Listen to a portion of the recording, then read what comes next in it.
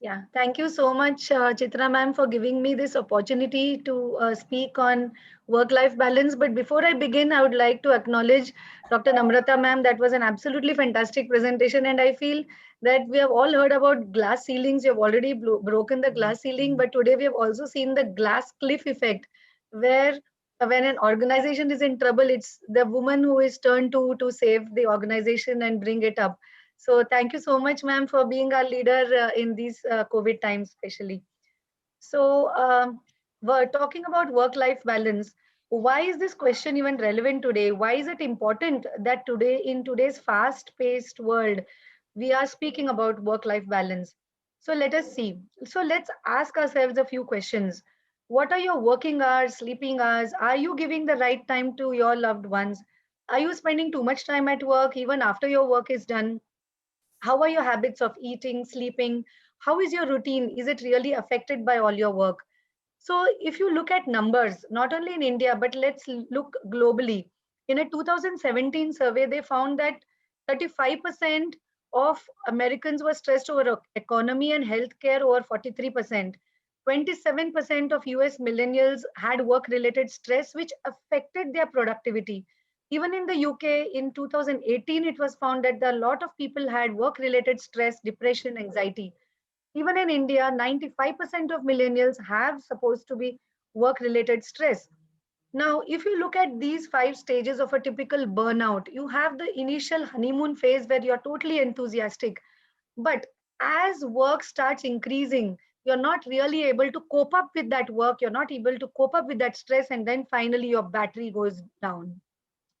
So, when you're talking about work life balance, it is about maintaining the right balance between your career, your ambition versus health, pleasure, leisure, and spirituality. So, what are the reasons for an imbalance?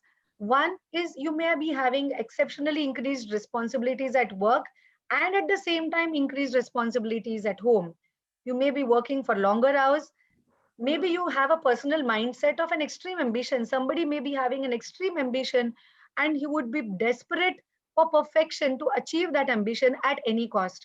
And yes, there are a lot of social media pressures also. So at the end of all this, you become confused as to whether you need to give more time to yourself, to your profession, to your family, to your career, to money, to vacation, to business, or to your friends. So it all depends on how you take it. So whether you give more time to your family, whether you look at your physical activity and your physical health, your mental health, your spiritual health, the moment you start giving more attention to one part, something else starts clamoring for your attention, and you finally end up feeling guilty that you have not done justice to any of these. So what are the risks that are related to work life imbalance? So definitely one, it puts your physical and mental health at risk. There is unresolved conflicts in your relationships. There could be poor performance at work. There could be financial losses also. So we can look at a whole range of physical and mental problems that you can end up in, even including addictions and other problems. On the other hand, you can have a social disconnect. I remember during my initial years of practice, and even today for that matter, we hardly attend any social parties or weddings that are outside the city. So you end up the family feeling that maybe you are not really one with the family. So sometimes your relationships could get strained. But what work life balance is not about is that it does not mean that your work and family has to be an equal with each other. Second, it could vary over time. So what I feel today is a proper work life balance may not be the same 10 years later or 10 years before. Secondly, it would vary from person to person. What works for me may not work for everybody else. So basically, there is no one size fits all. It is different for different individuals. So why is achieving work life balance so challenging? On one hand, we want to work harder and longer. Being professionals, being ophthalmologists, all of us are so sincere at work. So we would want perfection in our work. Secondly, there is technology. For those who are not even ophthalmologists for that matter, they are working from home. So there is a constant connection to work. And home life can get interrupted at any point of time. Especially for us women, I remember when I give birth to my kids, I had to start work immediately within 4 weeks. So many times it is the pressure of work that keeps you away from your family. So what is the risk of an imbalance? One other risk that you could have is increased expectations from either people at work or from your family because of the increased responsibility and the additional challenges that we take upon ourselves. What are the advantages that a good work life balance would give you? Yes, it would help you to improve your focus on your mind and your body and your work. It will help us to maintain our mental health. And remember, friends, you have only one life.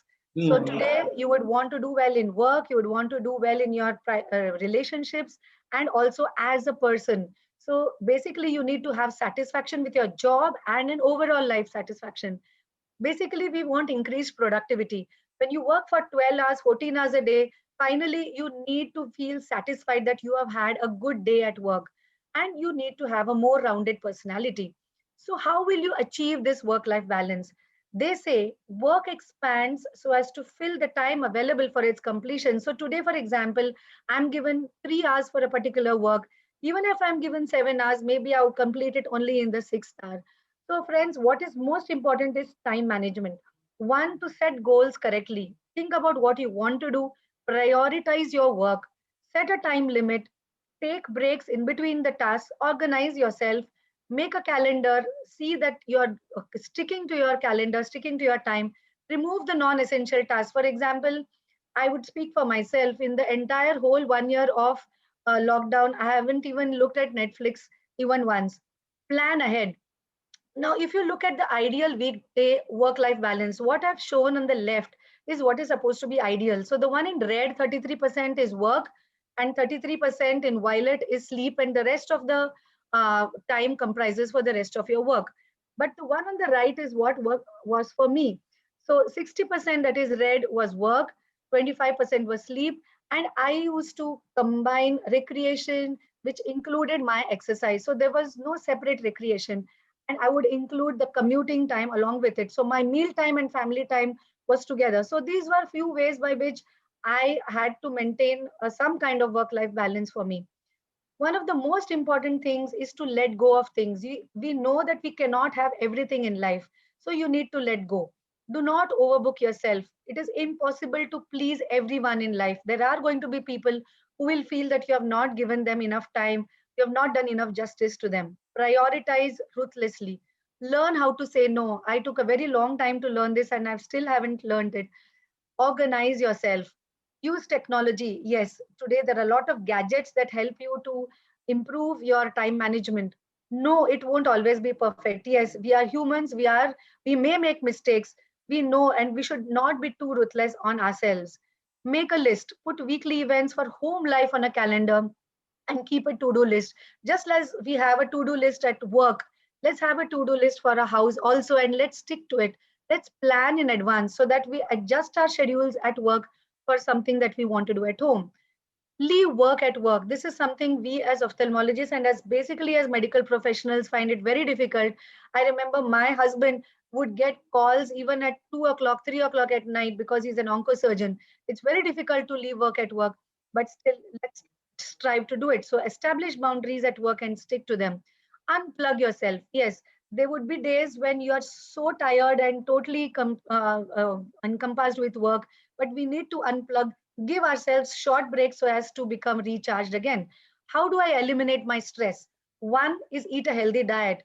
Poor nutrition would increase your depression, increase your risks of physical problems, and would not give you good sleep. So get enough sleep. If you sleep well, you would be more fresh for a great day next day. Make time for fun. Set time aside for something that you enjoy. When you enjoy what you do, it releases those endorphins that helps you feel good. Discover new activities with friends and family. For me and for my husband, working out in the gym is something that we really enjoy, and it also helps us to keep us fit.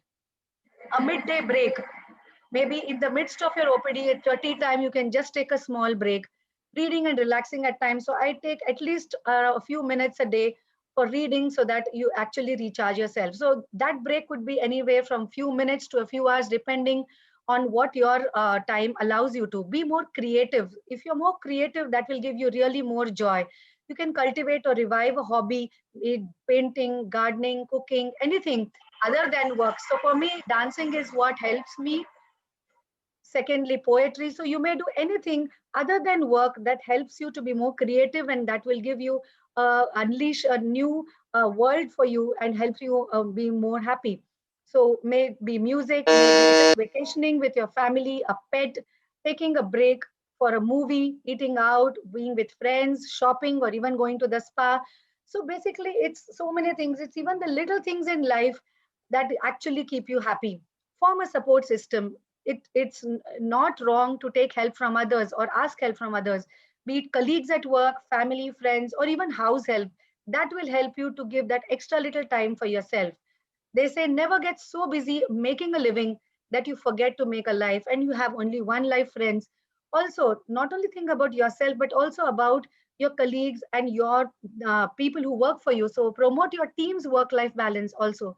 So as an entrepreneur, I would think how would it help me? Basically, it would increase the productivity of my people, of my team, increase their commitment, improve their morale, and there would be less stress on them. And to the individual, it would increase their value, and it would improve their relationships at work, reduce their stress also. So to summarize, the key word here is balance. Find the right balance that works for you. It would be different from people to people. Do not just copy somebody else, because what works for you may not be something that would work for somebody else. Celebrate your successes, even if they may be smaller successes, but don't dwell on your failures. It's okay to fail. They should be stepping stones for success. Life is a process, and so is striving for balance in your life. Remember, life is all about balance. Too much of anything and too little of anything both can kill. The best way to balance life is by setting your boundaries and learning to say enough. Most importantly, love yourself.